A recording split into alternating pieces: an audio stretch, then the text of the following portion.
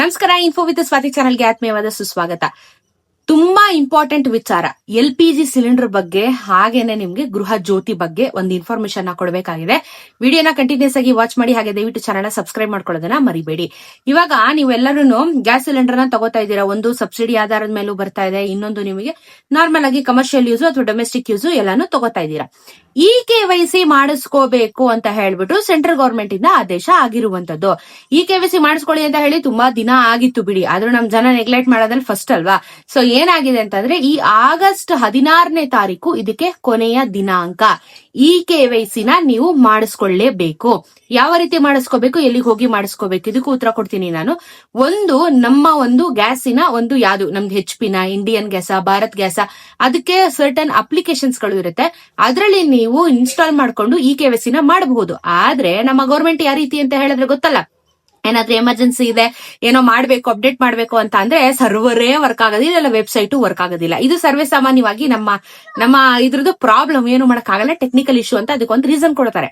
So ಈ ರೀತಿ ಸಮಸ್ಯೆಗಳು ಆಗ್ತಾ ಇರ್ಬೇಕಾದ್ರೆ ಈ KYC ನ ನಾವ್ ಎಲ್ಲಿಗೆ ಹೋಗಿ ಮಾಡಿಸ್ಕೋಬೇಕು ಅಂತ ಕೇಳಿದ್ರೆ, ನಿಮ್ಮ ಗ್ಯಾಸ್ ಏಜೆನ್ಸಿಗಳಿಗೆ ನೀವು ಭೇಟಿನ ನೀಡಬೇಕಾಗುತ್ತೆ ಇಮ್ಮಿಡಿಯೇಟ್ಲಿ.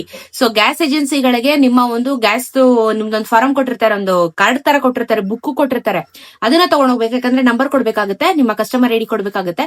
ಕೊಟ್ಬಿಟ್ಟು ನಿಮ್ಮ ಆಧಾರ್ ಕಾರ್ಡ್, ಪಾನ್ ಕಾರ್ಡ್ ಏನ್ ಕೇಳಿದ್ರು ಎತ್ಕೊಂಡು ಹೋಗಿರಿ. ಆಧಾರ್ ಕಾರ್ಡ್ ಮೆಜಾರಿಟಿ ಕೇಳೋದು, ಪಾನ್ ಕಾರ್ಡ್ ಕೇಳಲ್ಲ. But Aadhaar card, ration card, BPL holders ಯಾರಾದ್ರೂ ಇದ್ರೆ ನಿಮ್ಮ ರೇಷನ್ ಕಾರ್ಡ್ ಎತ್ಕೊಂಡು ಹೋಗಿ ನಿಮ್ಮ ಗ್ಯಾಸಿನ ಏಜೆನ್ಸಿ ಮುಂದೆ ಈ KYC ನ ಮಾಡ್ಕೊಡ್ತಾ ಇದಾರೆ.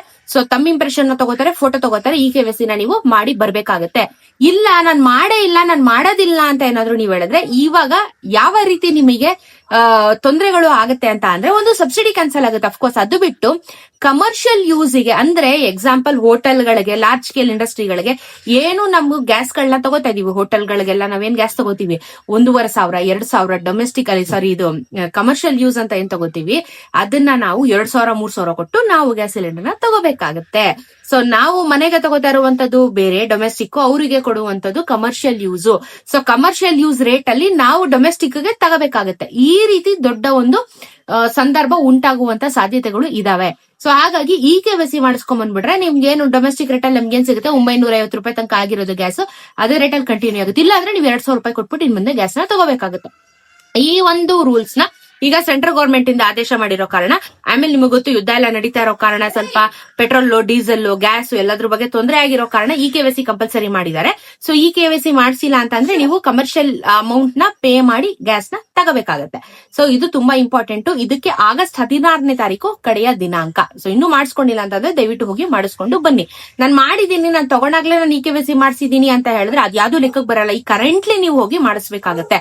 ಹಳೆ ಮಾಡಿಸಿದೀನಿ ಅಥವಾ ನಾನು ಸ್ಟೇಟಸ್ ಚೆಕ್ ಮಾಡಿದ್ರೆ ಈ KYC ಅಪ್ಡೇಟೆಡ್ ಅಂತ ಬರ್ತಾ ಇದೆ ಅಂದ್ರೆ ಅದು ಯಾವ್ದು ಮ್ಯಾಟರ್ ಆಗಲ್ಲ. ಮತ್ತೊಮ್ಮೆ ನೀವು ಈ KYC ನ ಕರೆಂಟ್ಲಿ ಮಾಡಿಸ್ಬೇಕಾಗತ್ತೆ. ಯಾಕಂದ್ರೆ ಈ ಡೇಟ್ ಇಂದು ರಿಜಿಸ್ಟ್ರೇಷನ್ ಅವ್ರು ತಗೊಂತಾ ಇರುವಂತದ್ದು. ಸೊ ಇದು ಗ್ಯಾಸಿನ ವಿಚಾರ. ಆದ್ರೆ ನೆಕ್ಸ್ಟ್ ಗೃಹ ಜ್ಯೋತಿ ವಿಚಾರವಾಗಿ, ಮನೆ ಮುಂದೆ ಈಗ ಗೃಹ ಜ್ಯೋತಿ ಯೋಜನೆಗೆ ಬರ್ತಾ ಇದ್ದಾರೆ. ಅಂಡ್ ಅಫ್ಕೋರ್ಸ್ ನಮ್ಮ ಮನೆ ಮುಂದೆನೂ ಬಂದಿದ್ರು, ಮೈಕಲ್ಲಿ ಅನೌನ್ಸ್ ಮಾಡ್ಕೊಂಡು ಬರ್ತಾ ಇದಾರೆ. ಆ ಫುಟೇಜ್ ನಿಮಗೆ ಹಾಕ್ತೀನಿ, ನಾನು ಬೇಕಾದ್ರೆ ನೋಡ್ಕೊಂಡ್ ಬನ್ನಿ. ಹಿಂದೆ ಮರುಪರಿಶೀಲನೆ ಮಾಡಬೇಕಾಗಿ ಈ ಮೂಲಕ ವಿನಂತಿ. ನೀವು ಮರುಪರಿಶೀಲನೆ ಮಾಡಿಲ್ಲ ಅಂದ್ರೆ ನಿಮಗೆ ಕಲ್ಪಿಸಿರೋ ಫ್ರೀ ಕರೆಂಟ್ ಬರಲ್ಲ. ದಯಮಾಡಿ ಎಲ್ಲರೂ ನಿಮ್ಮ Aadhaar card, ration card, voter ID, ಸರ್ಕಾರ ಯಾವ ಗತಿ ಮಾಡ್ತಾರೆ ಅಗ್ರಿಮೆಂಟ್ ಅನ್ನ ಶೀಲಾಶಾಹಿ ಸಲೂನ್ ಹತ್ರ ಬಂದು ಅರ್ಜಿಯನ್ನು. ಸೊ ಮನೆ ಹತ್ರ ಈ ರೀತಿ ಬೆಸ್ಕಾಂ ಅವರು ಬಂದು ನಿಮಗೆ ಈ ತಿಂಗಳು ಲಾಸ್ಟ್ ಗೃಹ ಜ್ಯೋತಿ ಯೋಜನೆಗೆ ಅಪ್ಲಿಕೇಶನ್ ಹಾಕದೇ ಇಲ್ದಿರೋರು ಅಪ್ಲಿಕೇಶನ್ ಗಳನ್ನ ಹಾಕಿ ಅಂತ ಹೇಳಿ ಅನೌನ್ಸ್ಮೆಂಟ್ ನ ಮಾಡ್ಕೊಂಡು ಬರ್ತಾ ಇದಾರೆ. ಸೊ ನಿಮ್ ಮನೆ ಬಾಗ್ಲತ್ರನು ಬಂದಿರ್ತಾರೆ. ನೀವು ಮಿಸ್ ಔಟ್ ಆಗಿದ್ರೆ ವಿಚಾರ ಮಾಡ್ಕೊಳ್ಳಿ. ಯಾಕಂದ್ರೆ ಲೋಕಲ್ ಅವರೇ ಬಂದಿರ್ತಾರೆ, ನಿಮ್ಮ ಬೆಸ್ಕಾಂ ಅವ್ರಿಗೆ ಗೊತ್ತಿರೋರು ಬಂದಿರ್ತಾರೆ, ಅಂಗನವಾಡಿ ಕಾರ್ಯಕರ್ತರು ಎಲ್ಲರೂ ಮಿಕ್ಸ್ ಆಗಿ ಬರ್ತಾ ಇದ್ದಾರೆ ಕೆಲಸ ಮಾಡ್ಲಿಕ್ಕೆ. ಸೊ ರೀಚ್ ಔಟ್ ಮಾಡಿ ಗೃಹ ಜ್ಯೋತಿ ಯೋಜನೆಗೆ ಅಪ್ಲಿಕೇಶನ್ ಹಾಕಿ. ಯಾಕಂದ್ರೆ ಆಗಸ್ಟ್ ಇದಕ್ಕೆ ಕೊನೆಯ ದಿನಾಂಕ. ಇಲ್ಲ ಅಂದ್ರೆ ನೀವು ನೆಕ್ಸ್ಟ್ ಮಂತ್ ಇಂದ ನಾರ್ಮಲ್ ಆಗಿ ಏನ್ ಬರ್ತಿದೆ 2,000, 3,000 ಬಿಲ್, ಅದನ್ನ ನೀವು ಪೇ ಮಾಡ್ತಾ ಹೋಗ್ಬೇಕಾಗುತ್ತೆ. ಸದ್ಯಕ್ಕೆ ಗೃಹ ಜ್ಯೋತಿ ವಿಚಾರವಾಗಿ ಇದೊಂದು ಅಪ್ಡೇಟ್ ಇತ್ತು, ಜೊತೆಗೆ LPG ಇದೊಂದು ವಿಚಾರ ಇತ್ತು.